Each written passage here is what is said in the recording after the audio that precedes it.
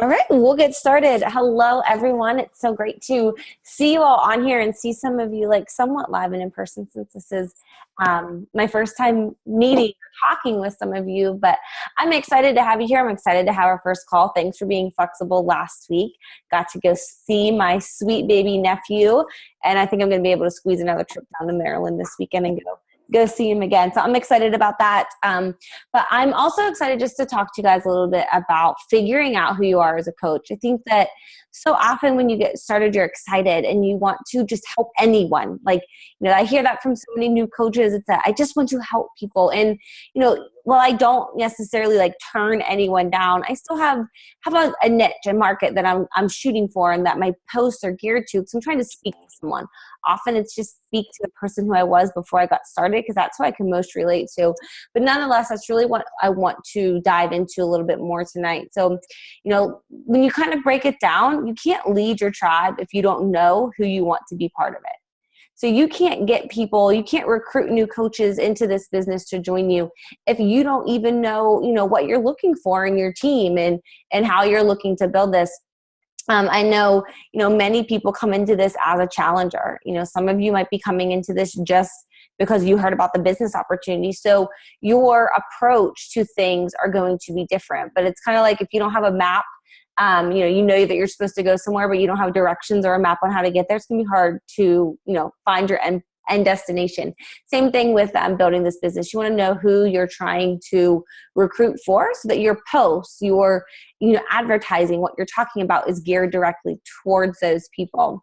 So first things first, I want you guys to just think about it. Who are you trying to attract? Are you attracting moms? Are you attracting other busy professionals? Are you attracting fitness competitors? Are you attracting, couples? There can be so many different ways that you can go about this business. Your way can be different than mine, and there's no right or wrong. I think that's one of the greatest things about this is it's your very own. You determine who you want, you determine your success. It's all about whoever you could do it. But think about who you can relate to. Think about what describes you, because that's going to be the people who you're going to be able to attract into this business. And I know, I'll give you a little bit, just kind of like breakdown from my point of view. So y'all know I am Megan Blinka, and my team is One Fit Fam. And, I came up with that. Someone actually asked me tonight about team names and when you have to come up with one. I came up with this team name once I felt like I had a team. Once I had working coaches under me, I'm like, I need my own team name. I didn't want to be associated with my upline. I love her to pieces, but I no longer wanted to be directing everyone to her. I wanted it to be mine. And I've always been very family oriented. My husband and my kids are the forefront and focus of my life. So I wanted to include family in it some way because, well, I love my family dearly. This business has also become a part of my family. So I tossed it around for a while, and we came up with One Fit Fam, and that's been it since the get-go. I really wanted to come up with something cool with initials, and off doesn't quite work. So just One Fit Fam, and that's what it's been pretty much since about 3 months into the business. I track 99.9% women, whether they are busy working professional women, busy working moms, stay-at-home moms. Usually the people who you say, hi, how are you? And they say busy, which I think is probably a lot of people. I talk a lot to stay-at-home moms because that's what I was when I got started in this. But at the same time, I held my CPA license. I worked in the accounting world for 6 years. I know what it's like to say goodbye to your kids and miss them so dearly. I've done both roads. So while I still talk primarily to the moms who are looking for an in-home fitness solution, that's what I can relate to. That's how I got into it. I still talk to the busy working professional women as well, because I can relate to that world too, because no matter which one you're in, they're both busy. And at the end of the day, I think we can agree that most people want to have some form of a healthier or more balanced or, more energy. There's common grounds amongst it all. I think it's important to realize I'm not the best fit for everyone. I'm not going to be everyone's perfect coach, but you won't be either. So you need to figure out who you are able to relate to and make sure that that's who you're talking to. So your niche is you. What do you do?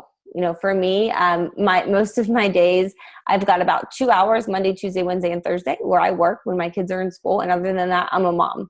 You will see the inside out of my mom life. Today, I took my daughter to the movies and she forgot her shoes. So as we're driving down the road, I could see the movie theater. She hollers, "Mommy, I don't have any shoes." So we pulled over, ran into Kmart, bought shoes. That became a post of mine because I know that there are other moms. That had nothing to do with the business. That's just me. That's what our life is like. I had one the other day where I was, struggling with the sweets. Like, I love cookies. I will tell you, till I'm blue in the face. I love cookies. I love sweets. I still, I use my Shakeology to help combat that, but I still love them. I talk about that. What do you love? What do you struggle with? What do you do? Whether, whatever you do for a job, whether it's that you are a stay-at-home mom or that you do have, a business career. Like I know Melissa Chavez is, I don't know if she's on here or not. She's a teacher. She loves being a teacher and she talks about being a teacher because that's part of her. You're a coach, but you're so much more than that. And when people come to you from whether it's joining your team from a business perspective or joining one of your challenge groups, they can buy that stuff anywhere. What makes it different is you and what you can offer them and what you can do and share to relate to them. If you don't share beyond the Shakeology selfies or beyond the "this was my workout," if you don't share your personality in you, then people can't relate to you. So I just wrote down, my 5 things that my followers can expect to see to me is my fitness, my motivation, recipes, just regular mom life things, and my marriage and my kids. Something else just along with that is consistency. Like you'll see like these 5 things, like if you would go and you can do this on your own page and kind of look and be like, what am I talking about? And see if you can decide, like, are you consistent with 5 things or do you have, 3 things? Is it the same thing every day? Is it your nutrition, your fitness, and something else? Are you keeping things broad and keeping it interesting and engaging your audience? And if not, whether you need to scale down to 5 things or increase to get to 5 things, just think about things you do struggle with, love, things that people can be relatable to you. And that's essentially what your niche is. That's what your posts are going to be about on social media. And I'm sure you've heard this quote before, but your vibe will attract your tribe. I think it's funny, and I can't think of Courtney. She's one of my newest coaches. She's a blonde. Nothing against blondes, but if you look at my team, they're almost all brunettes. I think it's funny. We did a picture when we were at Summit. I'm like, everyone's a brunette. And it's just, but you can look at other teams and like everyone's a blonde. Like Sarah Griffith is one of my greatest friends and her team is a bunch of blondes. And it's just so funny. I'm like, look, you just attract people who are like you. And that's, more of a superficial thing on the outside, but I just think it's true. You can connect with people on your team who get it. When you have similarities, like I want my coaches not to be people who I talk to like straight business. Like I want to talk to you about your life and what you do. And just, I think there's so many people. I mentioned Melissa Chavez, but it just cracks me up because she's in California and I'm here in Pennsylvania. And I can't tell you how many times a week our lives are so parallel. Like we've seen each other, we've met in person twice, but there's so many things happen, but like we're the same person. So I don't know. It's create your team culture. And then, I want people who are go-getters, who are going to I'm going to tell you what to do and I want you to go do it. I'm going to give you the steps, go act on it. Those are the people, that's how I am. And those are the people that I am trying to attract. Sharing your story. This is, whoopsies, went too fast. When it comes to sharing your story, I think that it's important to know that if you're getting a little uncomfortable when you start to talk about it, chances are that it is going to be something that's going to pay off for you. It's hard sometimes to share the negative. A lot of people have seen my brother has struggled with drug addiction pretty much my entire life. I never talked about it because for one, I try to keep my social media happy. I like to talk about happy things. The same thing. I don't watch movies that are sad because I like to be happy. But then last fall, when he eventually did actually go to prison for it, I talked about it. And it wasn't about how many people can I like and comment on it. I related to so many people, so many sisters who have dealt with this with their brother. And it just was one of those things, social media is so powerful. And sure, there's really negative political posts out there that maybe you roll your eyes out, but I don't see them because I don't see those people on my newsfeed because I unfollow them because they're not my niche market. My news feed throughout the election was still pretty much filled with positivity and happy things, because those are the people who I try to connect to. So just think about that. Like, those are like the people who you're seeing, like those should be the people who you want to see. So I talked about that with one of my girlfriends. I'm like, I don't see this. Like, people keep saying enough of the negative stuff. I don't see it, because that's not who's in my market and that's not who's on my social media. But I think it's just important that when you get uncomfortable and share things, it allows you to be vulnerable, allows you to people to know that you're real. Like today, I shared how I didn't want to work out. I got up, I got dressed, I brushed my teeth, and I snuggled back in bed with my husband. I'm like, I don't want to do it. He's like, just go do it. And I laid there. I set my alarm for 10 more minutes. And then I eventually got up and did it. But I had a message from a girl who shared with me, I love that you are so real, that you'll say, I didn't want to work out today, but I did it anyways. You're not just like, oh, so happy and giddy about working out. You do it because you know there's benefit beyond just posting about it. So it was something. There's actually a girl who works with another coach, so she's not even a potential customer for that matter. She just sent me a message, and it was like, I was like, I told her, I said, because she used the word, she said, you inspire me. And I just said, thank you. Like, you taking the time to share that with me means a lot, because that's my goal. My goal is to not sell a challenge pack every day. My goal is to inspire someone every day, to bring light to them, to show hope, to show, possibilities, whatever it may be. But by sharing your story, the littlest things will relate to people. I had a coach once who told me she followed me on Instagram because she saw me eating cookies in the pantry, hiding from my kids. And she was like, I would do that. And she followed me, eventually became a challenger, and eventually became a coach. But it's those little things that honestly mean more than any great challenge group post that you can throw out there. And here's the deal. Facts will tell anything about it. You can list facts about, like I said, facts about my next challenge group. It's the stories that get people to really connect to you. So keep that in mind.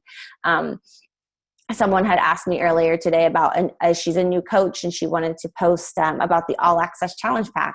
And she had the price in there, and I was like, and she had a picture of everything that came in her challenge pack. And I said, the picture's fine. I said, but don't put the price in the challenge pack, because that makes you look like a salesperson. That's not what we want to do. Tell a story about why you're excited. You said you're excited. Don't just say, I'm excited, I got this for $199. Say why you're excited, because those facts are fine, but it's the stories that are going to make people relate to you.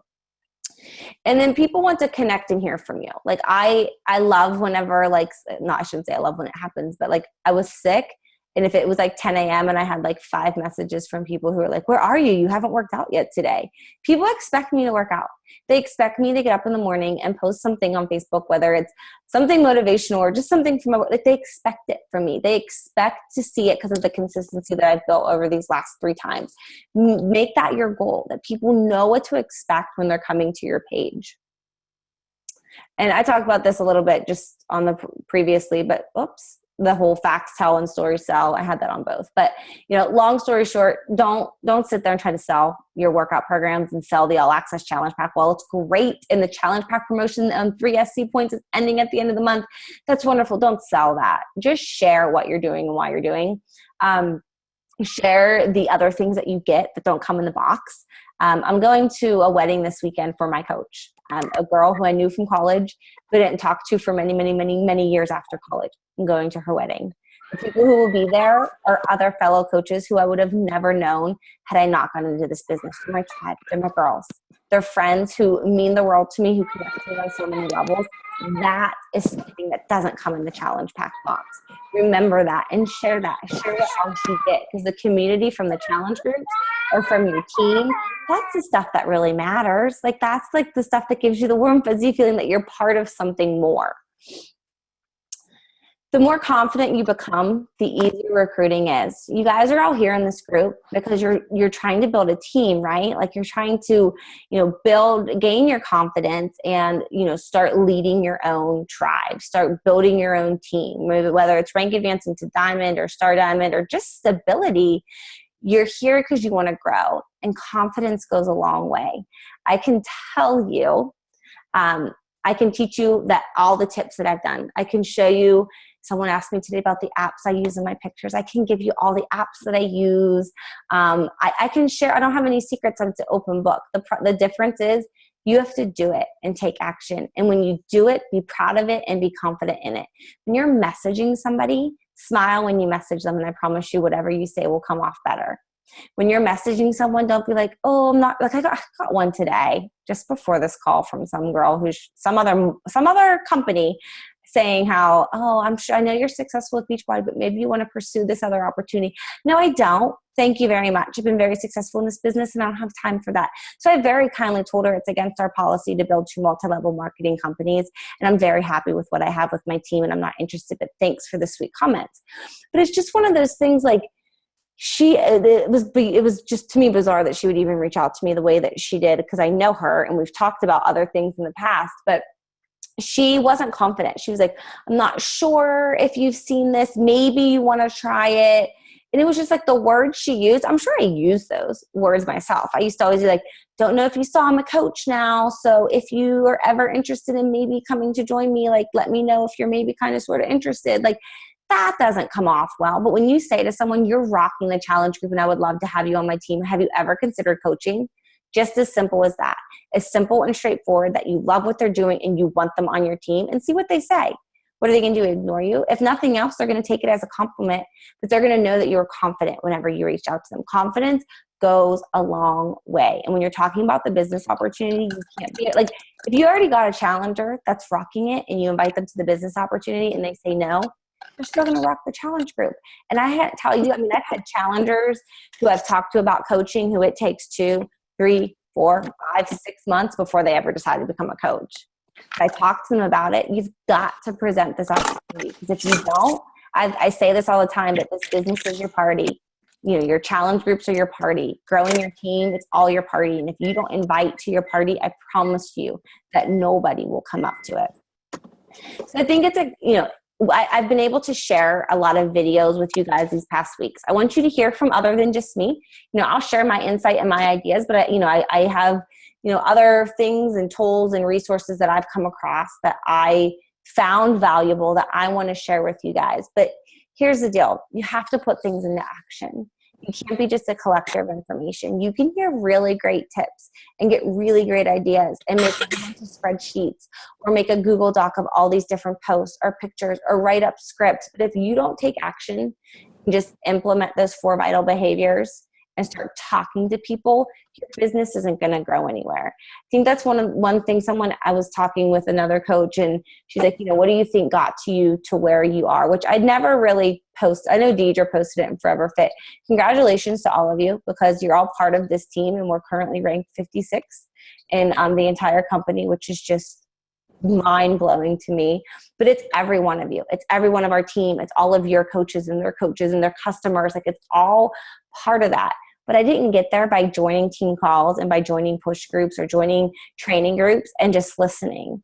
I did everything I was told to do. Everything. I got on every call. And even if it was a call topic that I was like, I don't really need to do that, or I've heard her talk before, I think I'll skip this one out, I got on them anyways. I've dedicated and sacrificed a lot of evenings when my husband's sitting there watching TV when I would love to curl under that fuzzy blanket and go snug with him. I've sat here in this office. Last week, every single night except when I drove to and from Maryland, which was 8 hours in the car, which was primarily spent working, I worked in my office from 9 to 12. That's not what I used to do. 9 to midnight's late. I don't run well on little sleep. But because I had mono in January and I didn't work much in January, I saw the effects already in 1 month of slowing down, trickling into my business. And I decided that if I want to pick this back up, I got to put more time in. This week, I shut down the last 2 nights at 10 o'clock. So the point being, you've got to put the work in. If you want to grow, you're going to have to put the time in. Yes, it'll take sacrifice. Yes, it's going to take you away from your family at times. But I think, and I explain it, it depends on how old your kids are. I explain it to my daughter. Like, now she's 5.5. And I'll say, she wants to buy something. I'm like, and she's learning about money and she has her own little notebook business that she started. But I explained to her, how hard was it for you to earn the $10 for your notebooks? She wanted me to buy her a toy. I said, Mommy works hard too. And when she says to me in the afternoons or something, at night, Mommy, can you snug with me a little bit longer? I said, no, honey, I have a call. And I give up my daytime instead of working during the day. Like most people, I'm able to pick you up from school. But the trade-off of that is when you go to bed, that's when mommy works. And I explain it to her. It's not always easy. The balance isn't always there. It's a constant work in progress. But I promise you guys, if you put the time in and take action on all the incredible information that you can learn and absorb, you have resources everywhere. The national wake-up calls are great. Everyone has access to those, but you have access to my training. Do you have access to Deidre's training? Do you have access to Melanie's trainings and all the team calls? Like, it's there. The thing that's going to set you apart from someone else is going to be the action steps that you take. I think that was the end of the slides. Somebody asked a question. Find it here. What is your favorite filter for pics? The one that gives a shout out. That is Snapseed. I get that question all the time. So Snapseed, I've been using that for the majority of my pictures for a while. Snapseed is what I filter pretty much everything with. It's the only thing I'll use to filter. And then WordSwag is the app that I use to like put text on. And I pretty much use two. The one that does like the bars and the one that has like fancy off-sized. I can show you. I did this on my new coach call the other night. I like screen shared my page. How do I get out of this? Let me see. I need to go. So if I go to my own page. So this one I Snapseeded and just used the black and white filter in Snapseed first, and then I opened it in WordSwag and I put this text down the side. Side note, this is irrelevant, but this is something I've been doing for a while now. This was a girl who started in my challenge group. She's starting on Monday. I sent her an Energize, a Recover, and a Hydrate, and then I sent her one package of Shakeology, and I wrote her a little note, and I put my business card in there. You figure what, $4 for this, 5, 6, 7. So it cost me less than $10. She bought 21-day fix. So my commission on her challenge pack was $50. I shelled out $10 more to make her feel special. Been doing this for my new challengers for several months. It goes a long way. Not all of them posted on social media. She did. She said, I love samples. Thank you. But it was just something like it goes a long way. I don't know. They reply, okay, I will. So this girl says she'll reach out to me. Anyways, that was side note, but that's just a little something extra that I've been doing. I run team calls for my coaches. I do one-on-one calls for my coaches. I'll give you training to my coaches. I'm trying to treat my challengers in a similar way. I'm trying to go that extra step because I've found that most of my really great coaches are challengers first. So if I can give my challengers the same treatment that I give my coaches, then when they transition from challenger to coach, they already know what it's like to be a part of the team, and they're naturally fit in and they're excited, and that's just kind of been my approach here the last few months. This one here was what like 3 people asked me about today. This was in Snapseed. So it's just this, there's a drama filter in Snapseed. That too, it looked so much better with the drama filter over a regular one. That one was drama. I used that one a lot today. That one was obviously nothing. That was drama. Most of them are drama. This was not. I didn't drama that. Sometimes drama will make your face look dirty. So this one I didn't work with. So I just, here's the deal. At this point, most people will see those pictures and they don't have to look and see what it is. Like someone might see this picture and they're just going to know it's me. Yeah. We can't see your pictures. We're only seeing the screen, the slides. Really? This happened to me last night when I screen shared. Shoot. Okay. Sorry. Now I see like the chat bar. Snapseed, Missy. Snapseed, all one word. I think I have to go back in and screen share. Sorry. Thank you. So this is the one I was saying. This was the pretty much all drama. This one was just I made it black and white and then added the text and word swag. This was what I was saying with the girl who put the package out because I sent her a little package. This was again drama. This is the one that is drama, but even though you can't see myself in this picture, my goal is by using the same text, the same colors, the same fonts, the same filters, people don't have to look and see it's me. They're going to know it's mine. And if people are used to seeing certain content of mine and they like what they see, they'll stop to read it. Because whatever you type in your pictures can be awesome, but if you don't have a picture that's going to stop somebody's scroll, nobody's going to read it. You've got to be able to create images, which I feel like it takes time. Like, I don't know if you guys have Time Hop. I have Time Hop, which pretty much the only thing on my Time Hop is like the last 3 years of coaching. But some of my pictures in the early days were really bad. They were blurry. I didn't have good light. Like that, the one from today, this evening one, like the reason this is so bright, it's in my basement, but I have a light there. That's how I get it bright. I paid $30 for a photography light on Amazon. And I mean, it's not pretty. It's not cute. It's this big bulky thing that sits in the center of the workout room. But I put my camera right beside it and stood there, and that's how I got it brighter. I work out in my basement. It's not bright. I can't use natural lighting. So I have to create it. And to get good lighting, I have to be super close to it.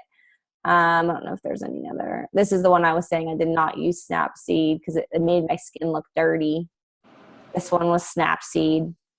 And I added the text in. Again, this one, I added the text in the middle and then did the Snapseed. So it filtered the text where you can see up here, I added the text after. So the text didn't have effect. So it takes time playing around with it.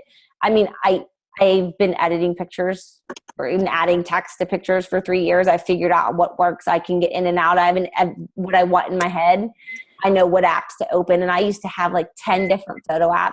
And I really just use those two. I filter it using the Snapseed. I add text to it using WordSwag.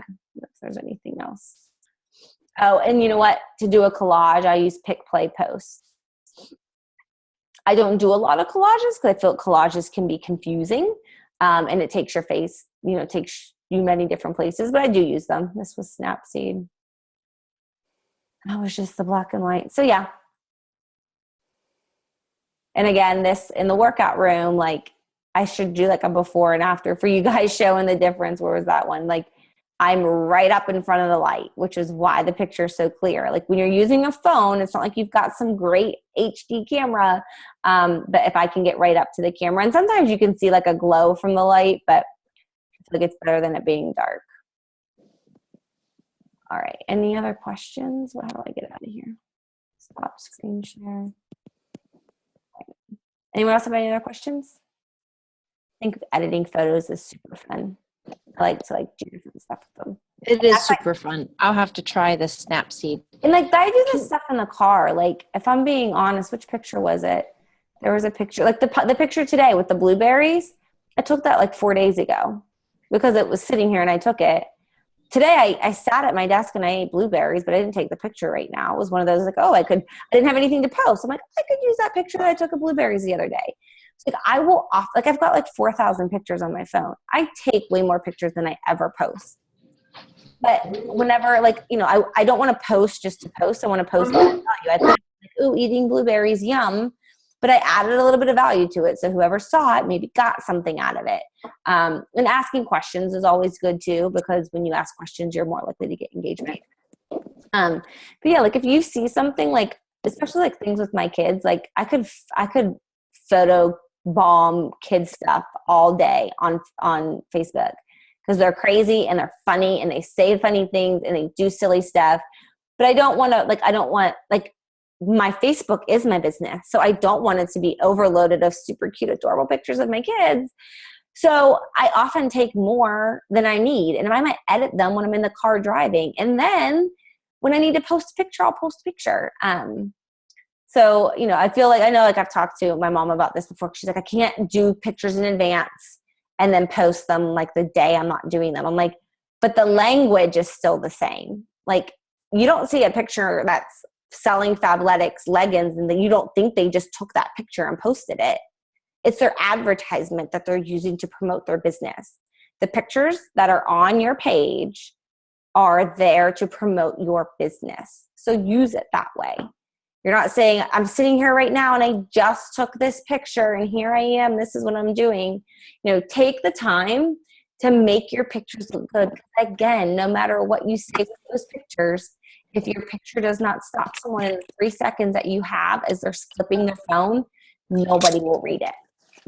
You've got to be able to stop them. So hopefully those those apps help you. And there's lots more apps. I just like the ones I'm using, so I haven't changed them. But I mean, there's tons of other apps out there. That's just what I use. All right. Any other questions? Just when you go back to the slides, can you flip slide 3? There was something at the bottom I was trying to capture and I missed it. Slide 3. And I composed the slide. This was the third one. Is that what you mean? No, the next one then. The next one. For everyone, you won't be there? That one. Could you just hold that for a minute? I can.